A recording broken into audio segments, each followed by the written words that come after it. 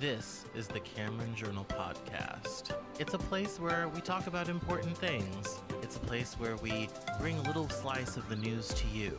And it's a place where we do important things, have important conversations. It's also things that I like to talk about. My name is Cameron Cowan, and this is the Cameron Journal Podcast.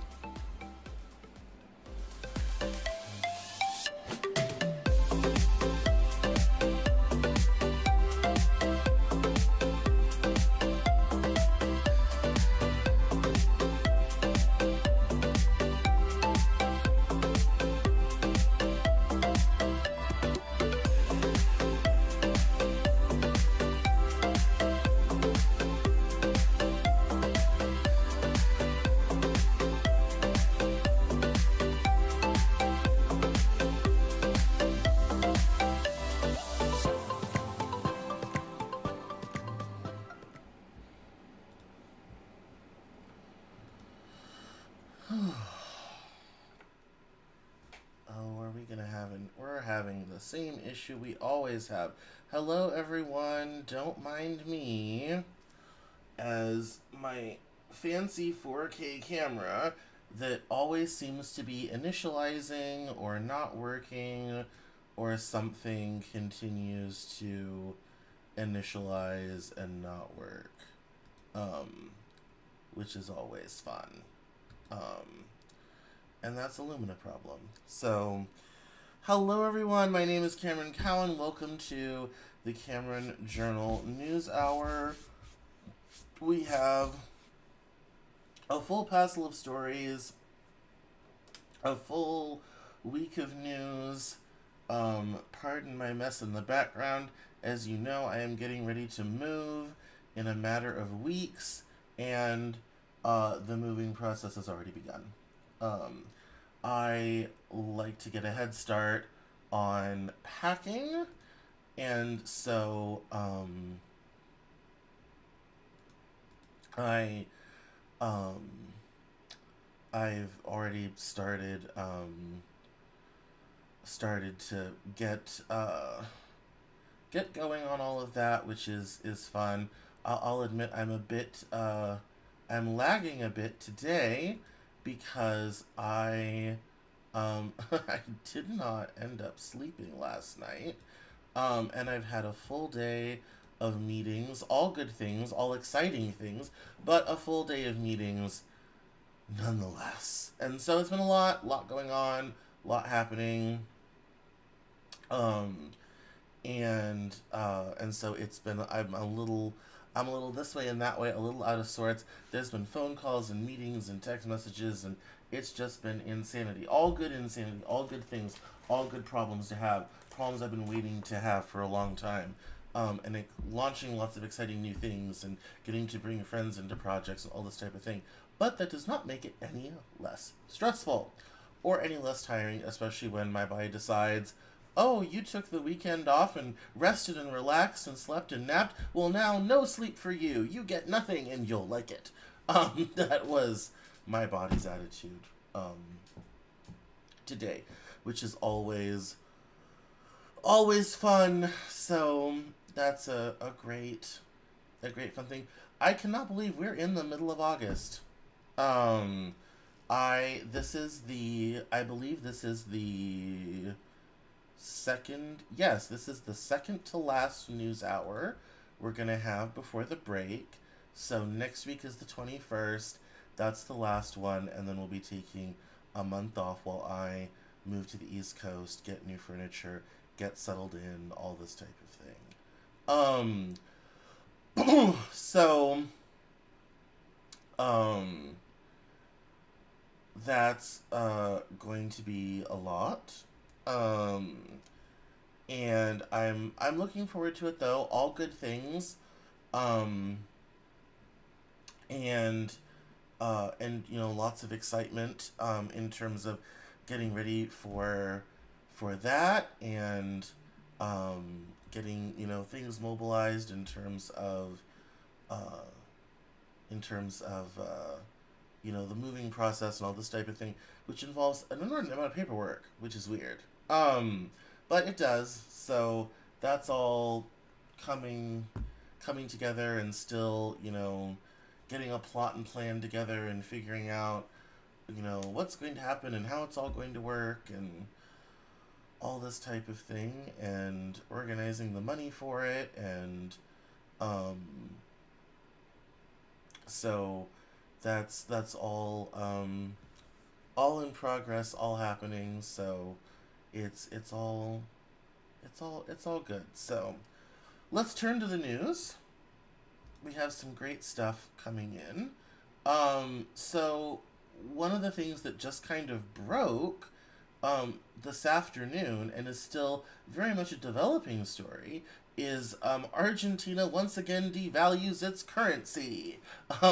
It says here on Bloomberg, out of options and money, Argentina presses the panic button. Central bank hikes key interest rate to 118% from current 97%. Decision comes after Peronist coalition came third in primary. Argentina's government finally hit the panic button. After years of trying to avoid a currency devaluation that would add to soaring inflation and reduce its popularity with voters, on Monday it did just that. The move was an admission by President Alberto Fernandez that his administration had run out of options and money to defend an unsustainable exchange rate after suffering a stinging defeat in a crucial primary election on Sunday. The 18% devaluation takes the official peso rate to 350 per dollar, compared to 287 per dollar on Friday, and comes with another large hike in the central bank's key interest rate. It was lifted 21 percentage points to 118%. The drastic decisions will do little to calm investors, with Argentine assets slumping since the stronger than expected performance on Sunday by Libertarian candidate Javier Milei, who wants to dollarize the economy and abolish the central bank. Argentines who don't have access to dollars in the official market race to buy them in the parallel market on the streets of Buenos Aires, pushing the rate down as much as 12% to around 690 pesos per dollar, according to the website dollarhoy.com. The nation's bonds, already deeply distressed, led declines across emerging markets. Stocks also sank, with the U.S. traded ETF at one point plunging the most since March 2020 before trimming losses. Fernandez is well aware of the risk that devaluation brings. Less than a month ago, Fernandez told Bloomberg Television that an abrupt devaluation would be a problem for Argentina. Without winning the trust of the investing community first, the move could fan a devaluation inflation spiral that's difficult to break. Inflation is already running at a 150% annual pace. In Argentina, a country with a hyperinflation past and a rate of price increases, nowadays of 6% per month, it takes little time for political turmoil and market tumbles to spill into the real economy. On Monday morning, there were already preliminary reports that some business suppliers were ratcheting up their prices, adding to the growing sense of crisis in the country at the October 22nd presidential election. We're in a context of a very low credibility, so we expect monthly inflation in August or at the latest September to enter the double-digit territory. 2 digits means 10% easily, Gabriel Camano, economist at the Buenos Aires Consultora Ledesma. To a certain degree, Monday's drama supports the argument espoused by Milei, a libertarian who believes the Argentine government officials are incapable of properly managing the country's money supply and controlling the inflation. Milei, who is now the frontrunner going into October's general election, proposes a drastic reduction of government spending and taxes, privatizing deficit-making public companies, and eventually getting rid of its autonomous monetary policy. While his electoral success, he came out first at the primary with about 30% of votes, shows his rightist agenda resonates with Argentines tired of government prodigality and economic disasters. At the same time, his lack of executive experience and an expected divided Congress opens questions about governability. Argentina has a history of monetary decisions, such as pegging the peso to the dollar in the 1990s, that didn't end well. For the ruling Peronist coalition, coming out third, behind the more business-friendly opposition, is a disastrous result because it confirms there will be a three-way race in October, with an increasing chance of a runoff in November between the top two candidates. The government's contender, Economy Minister Sergio Massa, will now have an even steeper path to qualify for a runoff, given how the devaluation will likely hit Argentine consumers hard. So I thought that was interesting. I know that they were having debt problems and had, I think, defaulted for the 5th time last year due to money and monetary issues. So it's no surprise that people are looking for relief when you're talking about those types of numbers. So, speaking of all things inflation. The July inflation report arrived last week, and here in the United States, consumer prices rose 3.2% in the year through July, an uptick in the headline rate that masked more encouraging details for the Federal Reserve in its campaign to tame inflation. It says here, fresh from the New York Times, fresh inflation data offered economists and policymakers further evidence that price increases are meaningfully cooling. Good news more than a year into the Federal Reserve's campaign to slow the economy and wrestle cost increases back under control. The Consumer Price Index climbed 3.2% in the year through July, according to a report released on Thursday. That marked the first acceleration in 13 months and followed a 3% reading in June. But that pickup required context. Inflation was rapid in June of last year and slightly slower for the following month. That means that when this year's numbers were measured against 2022 readings, June looked lower and July appeared higher than if the year ago figures had been more stable.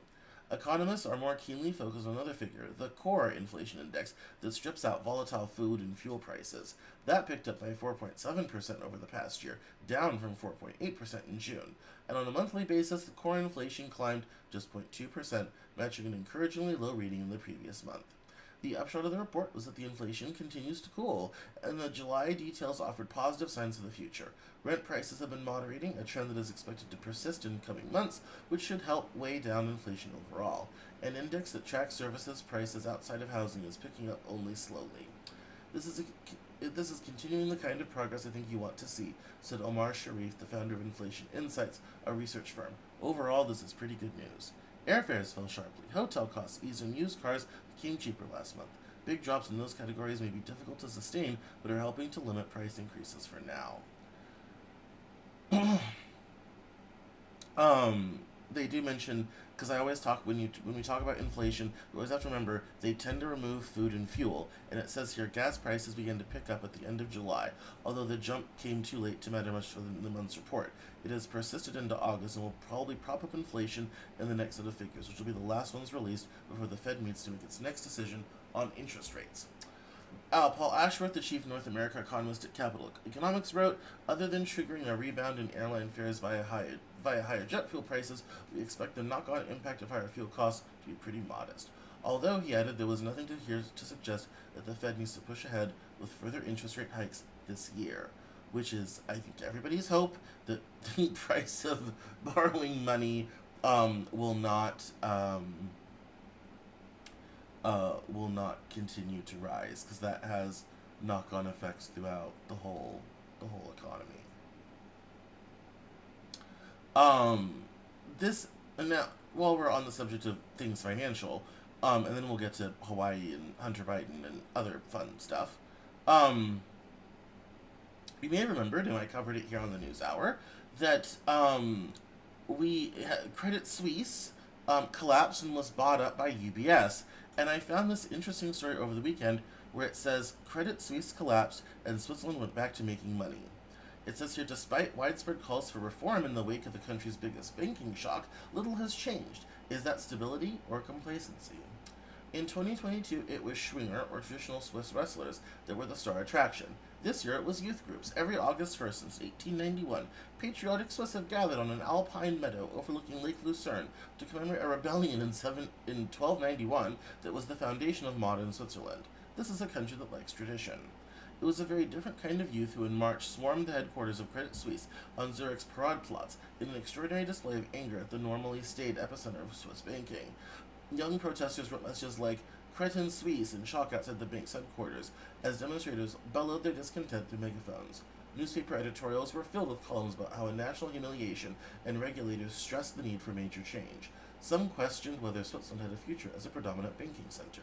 Credit Suisse was, after all, an icon of the Swiss economy that financed the country's railroads, so its government-brokered rescue by UBS Group to prevent it from collapsing and wreaking havoc across the global banking sector was one of the biggest blows to the national psyche since the 2002 demise of the national icon Swissair, and was seen by many as something that could, or should, trigger a profound change to the way the country works. Yet, 4 months on, there are few signs that anyone is readying for a major change in Switzerland. It's almost as if most Swiss heaved a collective shrug, and the country went back to making money. Unemployment has barely budged, and is not expected to move much even after the bank layoffs. The country's annual inflation rate of 1.6% remains the envy of the industrialized world, and the almighty Swiss franc has even gained value since March when the deal was brokered. The apparent lack of change since March stems from what makes Switzerland, what it is: a 13th century nation which takes pride in its reputation as a bastion of stability on a continent repeatedly torn apart by war. A country that first gave women the right to vote only in 1971, decades after the rest of the Western world. It's a nation where if change occurs, it happens very, very slowly. There's a big risk that nothing happens, said Michael Herman, director of Swiss Political Research Institute Sotomo in Zurich, because you get used to the new situation with a huge bank, and if it works, why would you change anything? But is Switzerland missing an opportunity to repair and improve its reputation for competence and prudence, so tarnished in the eyes of international investors in the wake of the takeover by UBS? The run-up to federal elections set for October 22nd will offer a stage for national debate on that, but some believe it's already too late. There are politicians who want to make the Credit Suisse debacle a catalyst for reform and an election issue, but feel that it has already been swept under the rug, said Jaron Bibler, a former regulator at the Swiss Stock Exchange. We're all surprised by how quickly the issue seems to have dissipated, he says. Bibler, who wrote a book about Iceland's banking crisis, says there are similarities with the Nordic nation in 2006 when it failed to properly address the need for banking reform. In Switzerland, you have a real culture of circling the wagons among the elites. The first step to solving a problem is often acknowledging that you have one, but if you speak to those elites, ranging from the central bank to the government and parliament, such forthright admissions are rare. Instead, many will say Credit Suisse's rescue is a testament to the country's strengths. The way Credit Suisse was saved speaks in favor of the stability of our country, says Thierry Burkhardt, MP and president of the center-right Free Democratic Party. We prevented massive damage to the financial system of Switzerland, and possibly even to Europe and the whole Western world. Yeah, I don't think they're going to do anything about that. Swiss banking regulations are steeped in long traditions of privacy and sanctity and all sorts of things. And the chances of them overturning the apple cart over a minor banking crisis is rather limited, I think. So I don't foresee them being like, oh, it's time for reform, and the Swiss don't do reform. They're not reformists. They don't reform. They do what they're gonna do with what they do, and that's all there is to it. And so, no, I don't think the Credit Suisse situation was going to cause reform, because here's the thing: the Credit Suisse situation could have been prevented, and no one did anything, as they always don't. It could have been prevented, and it wasn't. It was specifically let go to continue on the way it was. And that is really unfortunate. And it could have been quite a disaster. I was very afraid that this whole Credit Suisse thing was going to become a Lehman moment, and that wasn't going to end well for everybody. And the Swiss pulled it out and figured it out, and that's fine. But anybody thinking that's going to cause a change in the Swiss banking system, you were hopeful unnecessarily. So, this is an interesting story here. The U.S. reached a deal with Iran to free Americans for jailed Iranians and funds. It says here, 5 American detainees will eventually be allowed to leave Iran in exchange for Tehran gaining access to $6 billion for humanitarian purposes, and the United States freeing several jailed Iranians. The United States and Iran have reached an agreement to win the freedom of 5 imprisoned Americans in exchange for several jailed Iranians and eventual access to about $6 billion in Iranian oil revenue, according to several people familiar with the deal. As a first step in the agreement, which comes after more than 2 years of quiet negotiations, Iran has released 5 Iranian-American dual citizens into house arrest, according to officials at the State Department and the National Security Council. This is just the beginning of a process that I hope and expect will lead to their return home to the United States, Secretary of State Antony J. Blinken said on Thursday. There's more work to be done and to actually bring them home. My belief is that this is the beginning of the end of their nightmare. The prisoners are Simiak Namazi, Ahmad Shargi, Morad Tabaz, who had all been jailed on unsubstantiated charges of spying, as well as 2 others whose families withheld their names. One of the unnamed Americans is a scientist, and the other is a businessman, according to 2 people briefed on arrangements of the release. The 3 named prisoners and the 1 other person were transferred on Thursday from Ivan Prison, one of the most notorious detention centers in Iran, to a hotel in Tehran, the capital, where they will be held for several weeks until they're allowed to board an airplane. Jared Genzer, a lawyer for Mr. Namazi, said one other prisoner, an American woman, had been released into house arrest earlier, according to several people familiar with the arrangements who spoke on condition of anonymity to discuss the final deal. While I hope that this will be the first step to their ultimate release, this is at best the beginning of the end and nothing more, Mr. Genzer said in a statement, but there are simply no guarantees about what happens from here. He said the Americans were told they would be held at the hotel under guard by Iranian officials. Ali Bagheri Khani, Iran's deputy foreign minister and chief nuclear negotiator, said the United States and Iran had reached a deal for a prisoner exchange and the release of Iran's billions of dollars of assets. He said Iran had received, quote, the commitments necessary from the United States that it would honor the deal. Iran's state news agency, IRNA, reported that 5 Iranians would be released from American prisons in exchange for 5 Americans released by Iran. Iranian media presented the deal as a victory for the conservative administration of President Ibrahim Raisi and called it honorable diplomacy.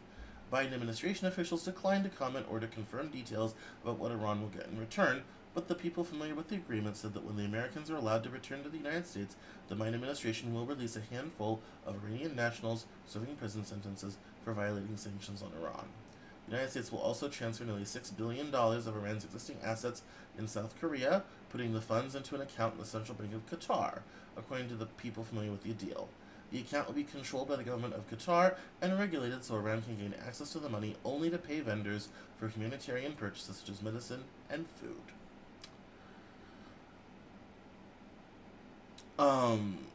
There's been a lot of diplomacy in the Middle East lately. In fact, it's mentioned here that this prisoner exchange could help revive the nuclear deal that had been signed with Iran under the Obama administration and that Trump had torpedoed. It also mentioned, and this was very interesting, that China brokered an agreement to restore relations between Saudi Arabia and Iran. Keeping in mind, these are historical enemies because they're opposite religions. The Iranians are Sunni and the Saudis are Shia. And so, and it was interesting because the whole thing went down without the United States involved. And so there's been a lot going on in the Middle East, especially we've had the Abraham Accords from the Trump administration. Israel has been normalizing relations, and most importantly, and what the big mover in the Middle East right now is Turkey. Turkey has really been thinking about how to reorder themselves given the Russia-Ukraine war.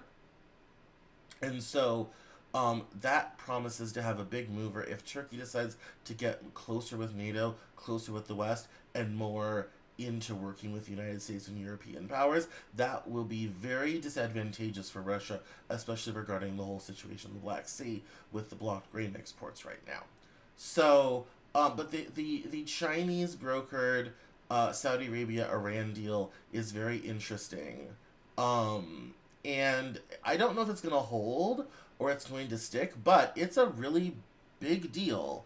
And having Iran and Saudi Arabia talking again is a great thing. And when it comes to soft power, it's a huge coup for China. So it says here that there's no way around it. This is a big deal, said Amy Hawthorne, Deputy Director for Research at the Project on Middle East Democracy, a nonprofit group in Washington. Yes, the United States could not have brokered such a deal right now with Iran specifically, since we have no relations. But in a larger sense, China's prestigious accomplishment vaults it into a new league diplomatically and outshines anything the U.S. has been able to achieve in the region since Biden came to office. Well, she's not wrong.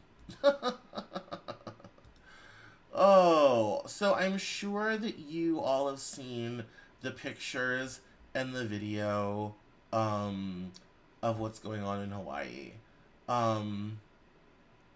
Very sad. It says here that survivors described fleeing for their lives from a total inferno that burned through Lahaina with such intensity that people escaped into the Pacific Ocean. The U.S. Coast Guard said its sailors had saved 17 lives from the water and located 40 survivors on land. President Biden issued a major disaster declaration on Thursday and offered condolences. Officials have strongly discouraged any new arrivals on Maui, one of America's most beloved tourist destinations, and a part-time home for many billionaires, including Oprah Winfrey and Jeff Bezos. The fire appeared to have been worsened by winds linked to a hurricane passing hundreds of miles away in the Pacific Ocean, though the exact causes are still unclear. Hawaii has battled a surge of fires in recent years as they become more intense and frequent because of climate change and other causes. Electricity was out and phone service was down in parts of Maui, including Lahaina. About 11,000 customers across Hawaii were without power on Thursday, according to PowerOutage.us, which compiles data from utilities. And obviously, the situation there is just tragic. I mean, you see these pictures, and it's not just, burnt home. I mean, literally, they have, pictures of whole parking lots of cars completely destroyed, toast. Trees gone, houses, not just burnt, but I mean to the ground where there's nothing left. You're picking through scraps. I mean, it's just so. I mean, it looks like a apocalypse. It's just so unbelievably tragic and so unbelievably awful. Oprah was so adorable. She was at the relief shelter in like her normal clothes. And she was like, oh yeah, I wanted to find out what people needed, so I came down here and found out what they needed. Then I drove over to the Costco and picked up stuff, and I brought it here. So I have socks, I have pillows. Everyone wanted pillows and pillowcases and all this type of thing. And she was just, had all the stuff and was giving it out. And, you get a pillow, you get a pillow, everyone gets a pillow. And so it was really cute. And there's all this great footage of her just kind of wandering around being like, oh yeah, let me help you out and all this sort of thing. So it was very, very, very cute, but very, very sad situation, and so indicative of the times in which we live and the difficulty we're having around weather and climate and the way in which our planet is changing, and the ways in which we must adapt to our new reality. Which I was reading some stuff on climate change last night in the whole not being able to sleep thing, and someone was getting really into the doomerism aspect of climate change and all this type of thing, and I was really proud because people were pointing out how much more circumspect the IPCC reports are on climate change over the media narratives, because some articles that come out had said, oh, 2 degrees of change is, unadaptable and will never survive and all this type of thing. And that's not really what the report said. And I was really proud that people are starting to really dig into the data, dig into the science, have real conversations about what is happening regarding climate. And that, to me, is a good thing. Are more devastating things going to happen like this? Probably. But that's also living on this planet. Climate is not a stable system that never changes.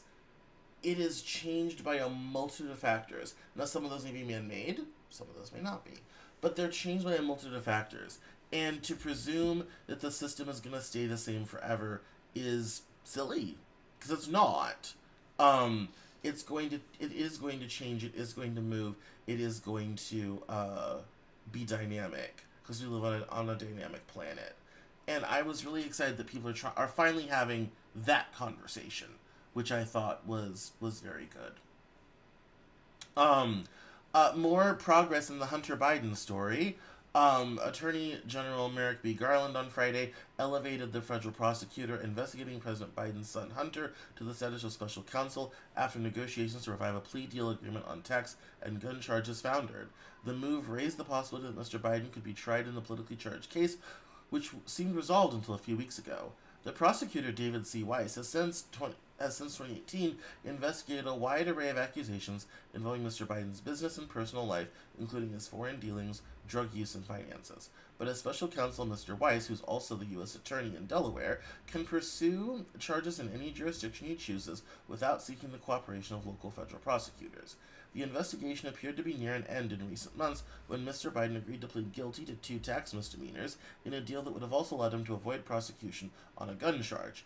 Mr. Weiss, who'd been roundly criticized by Republicans over the terms of the deal, asked Mr. Garland on Tuesday to be named special counsel. Prosecutors from Mr. Weiss's office also filed court papers on Friday, indicating that they had reached an impasse with Mr. Biden's lawyers over the proposed plea deal, suggesting that he might now be indicted. Up until a few days ago, the two sides had still been hoping to salvage the deal, but that effort snagged on Mr. Biden's demand for blanket immunity from future prosecution. The special counsel announcement marked a stunning reversal. Just last month, Mr. Weiss denied a claim that he'd asked to be made special counsel. Mr. Garland also scoffed at the idea, saying Mr. Weiss actually possessed more power as a sitting U.S. attorney than he would as special counsel.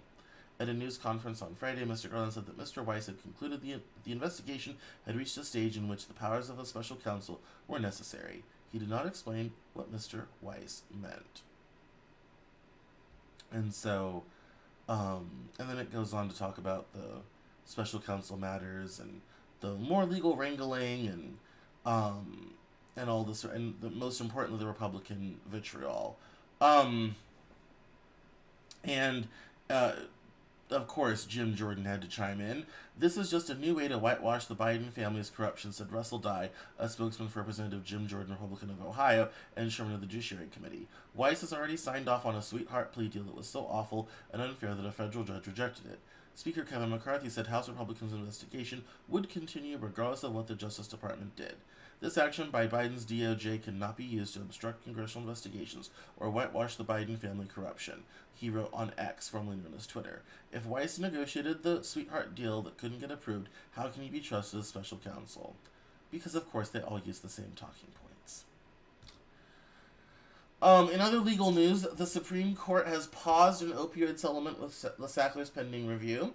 A federal appeals court had signed off on the agreement, which would shield members of the wealthy Sackler family from opioid-related lawsuits in exchange for billions to resolve thousands of claims. The Supreme Court on Thursday temporarily blocked a bankruptcy deal for Purdue Pharma that would have shielded members of the billionaire Sackler family, which once controlled the company, from additional civil lawsuits over the opioid epidemic that capped the Sacklers' personal liability at $6 billion. The order is likely to delay any payments to the thousands of plaintiffs who have sued the Sacklers and Purdue, the maker of the prescription painkiller OxyContin, which is widely blamed for igniting the opioid crisis. Under the deal, the Sacklers had agreed to pay billions of plaintiffs in exchange for full immunity from all civil legal disputes. The order was in response to a Justice Department objection to the plan, which the government said allowed members of the Sackler family to take advantage of legal protections meant for debtors in financial distress, not for billionaires. The justices said they would hear arguments in December to decide whether the agreement is authorized by the U.S. Bankruptcy Code, the case which could have far-reaching implications for similar lawsuits. That is because the Purdue Agreement involves a popular but controversial practice, resolving lawsuits about mass injuries through bankruptcy courts, rather than allowing the cases to make their way through the traditional court system. In many of these agreements, third parties, in this instance the Sacklers, are shielded from liability without being required to declare bankruptcy. So what are the Sacklers getting out of this, said Lindsay Simon, an associate professor at Emory University School of Law and a bankruptcy expert. They're getting one deal to be done, whereas if they didn't get it, individuals could still sue them forever. Put simply, Ms. Simon said, they get all the benefit with none of the costs. A representative for the Sackler family did not respond to a request for comment. A spokeswoman for Purdue Pharma said in a statement that it was confident in the legality of the bankruptcy plan. And finally, we're going to wrap up a little bit early today because, again, tired, didn't sleep last night. Might be seeing a breakthrough on Hollywood studios and the writers. It says here on Bloomberg that Hollywood studios have offered writers a new deal with a push from Netflix and Bob Iger to end strike. Hollywood studios have made a new offer to striking screenwriters that includes concessions on issues such as the use of artificial intelligence and access to viewer data, according to people familiar with the discussions. The Alliance of Motion Picture and Television Producers, which represents big media companies such as Warner Brothers Discovery and Paramount Global, has agreed to ensure humans are credited as writers of screenplays rather than replacing them with artificial intelligence. The companies will also share their data on the number of hours viewed on streaming services so writers can see how popular their programs are, according to the people who are asked not to be identified discussing private negotiations.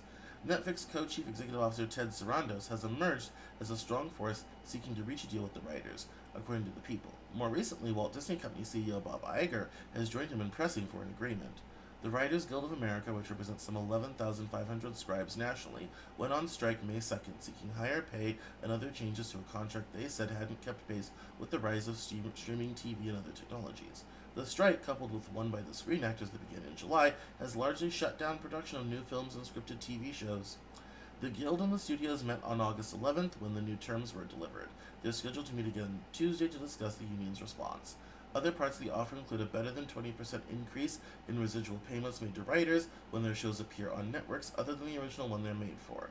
They've also proposed salary increases and a minimum duration of work for writers in mini-rooms, where a smaller number of scribes work before a show is picked up or renewed.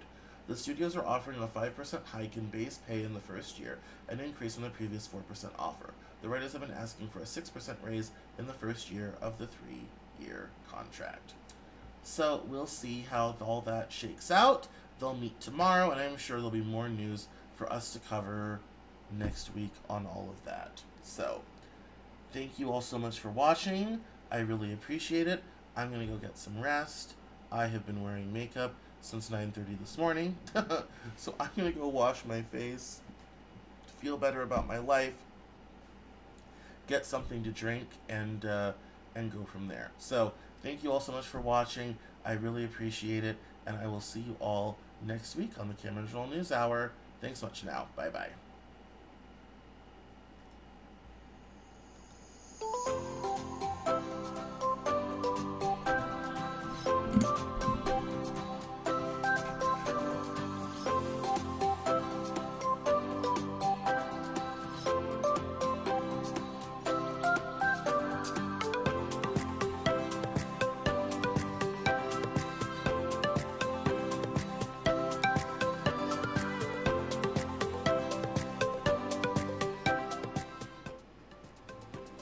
That's all for this episode of the Cameron Journal podcast.